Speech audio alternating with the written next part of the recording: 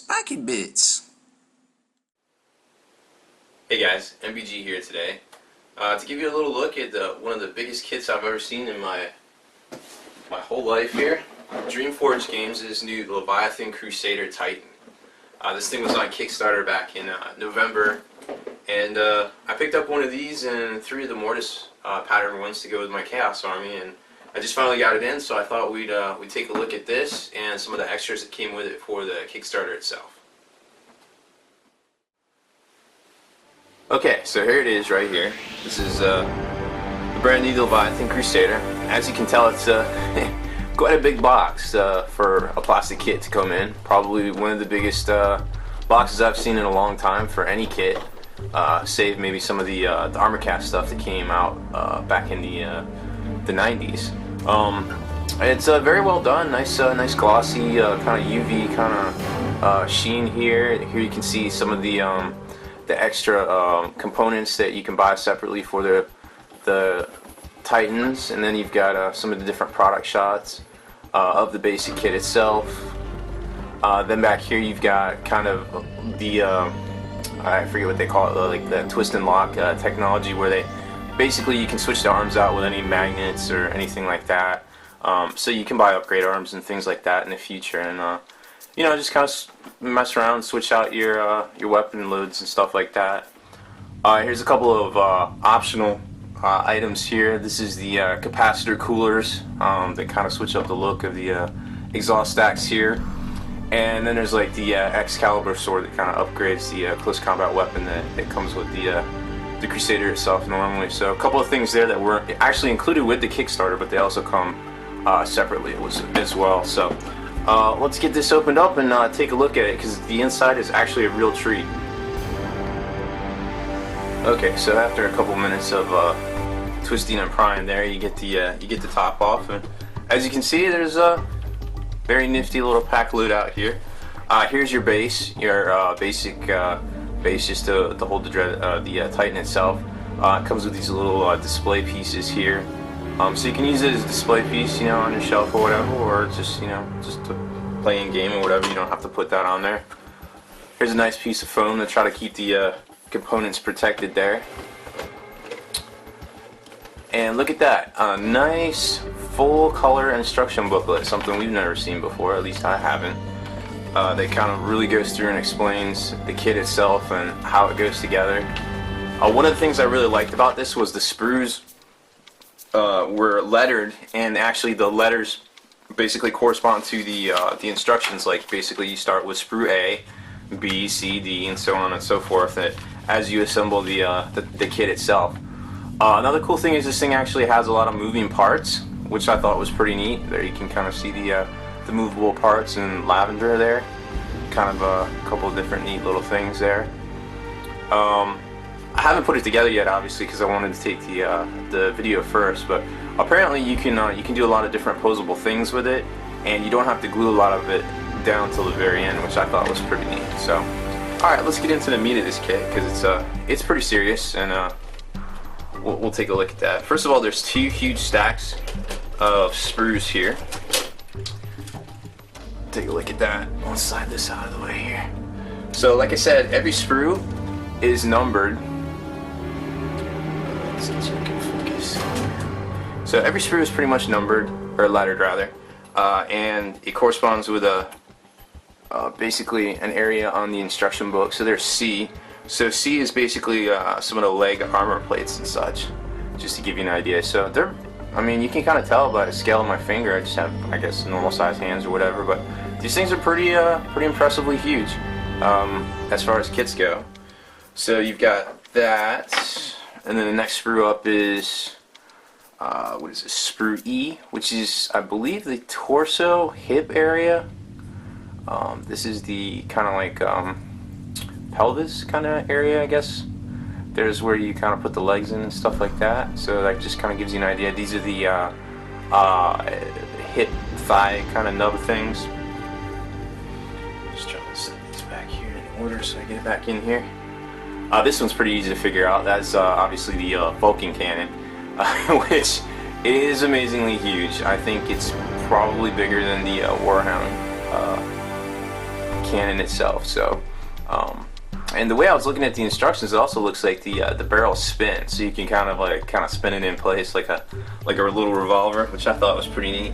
Make some machine gun noises. Pew pew pew. Here is sprue. What do we got here?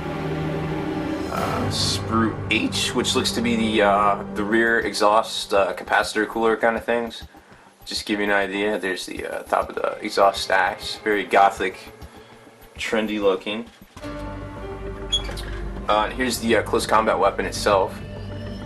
It's just the normal blade. It's not the Excalibur upgrade. And then you've got the kind of the heraldry pad that goes on the side, and some of the different arm bits to interlock into it and make it customizable and stuff.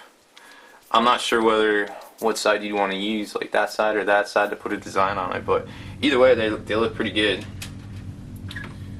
Here's the last in this stack, and this looks to be part A, which is going to be your feet and some of the I guess shin gears and such.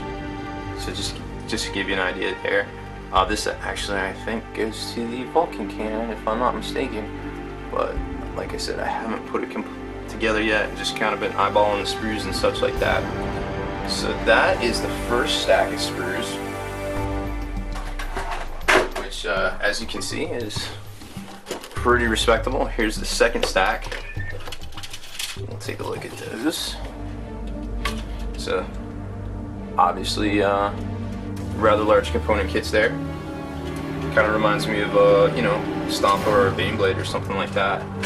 Alright, so first one up here is, what do we got?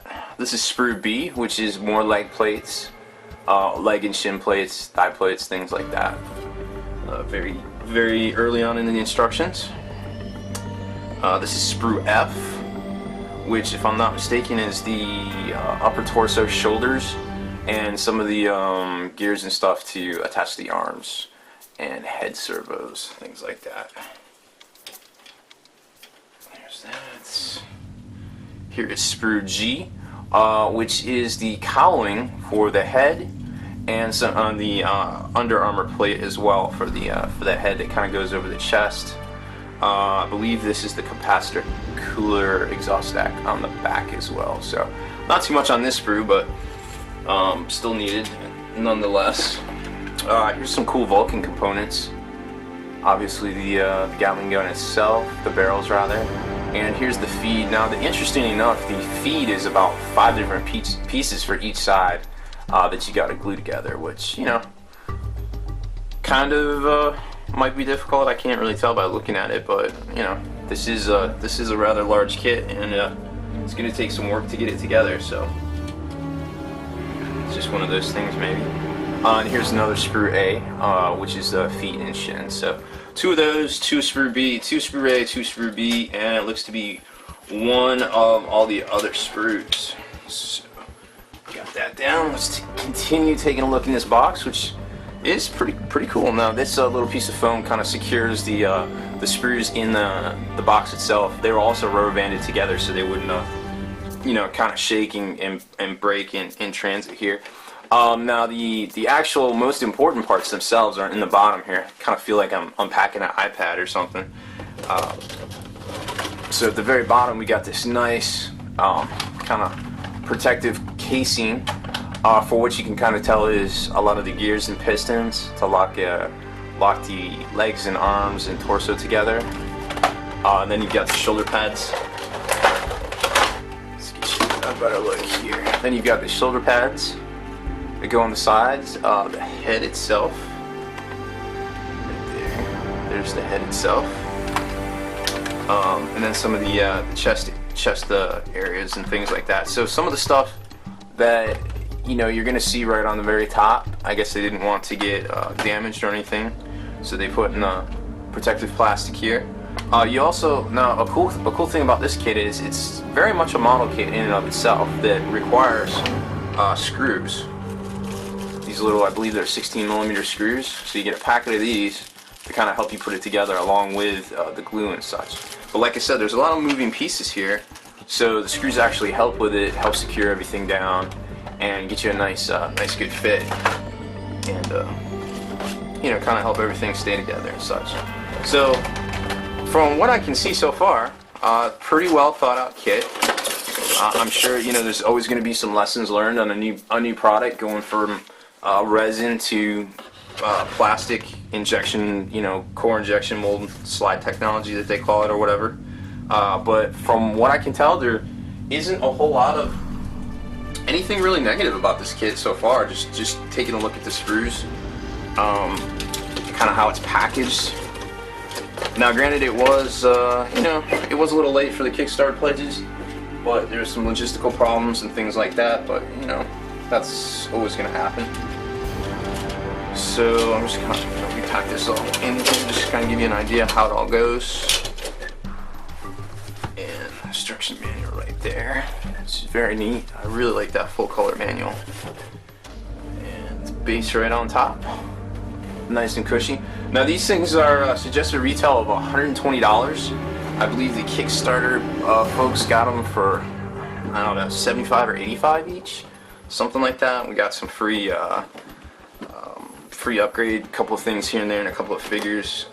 I'll put this in the next video, kind of some of the extras. But I mean, even for $120, comparable to Games Workshop Stomp, Baneblade, or Shadow Sword kit, I mean, you really can't go wrong with this. And this is just the first one to come out. The Leviathan Mortis is planned for later on this spring, which is more of a chaosy kind of look and design to it. There's also the Izuken Stormtrooper, which are basically counts as Imperial Guardsmen. That are also coming out as well, that seem to be selling quite well. So all these are on pre-order right now from most online stores. Of course, Spiky Bits has them as well, so be sure to check that out. So that's it for this video. Thanks for taking a look at Dreamforge Games' new Leviathan Crusader Titan, and I will be reviewing the extras that also came with this in the next video. Spiky Bits.